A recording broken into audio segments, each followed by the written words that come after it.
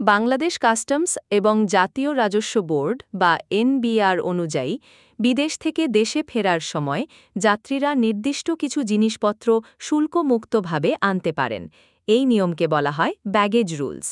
নিয়ম অনুযায়ী একজন প্রাপ্তবয়স্ক যাত্রী তার ব্যক্তিগত ব্যবহারের জন্য পোশাক প্রসাধনী, একটি ল্যাপটপ বা ট্যাব, একটি ব্যবহৃত ও একটি নতুন মোবাইল ফোন, ছোট ইলেকট্রনিক যন্ত্র যেমন ট্রিমার বা ব্লেন্ডার, সীমিত পরিমাণ গয়না এবং সর্বোচ্চ $800 সমমূল্যের উপহার সামগ্রী শুল্কমুক্তভাবে আনতে পারেন।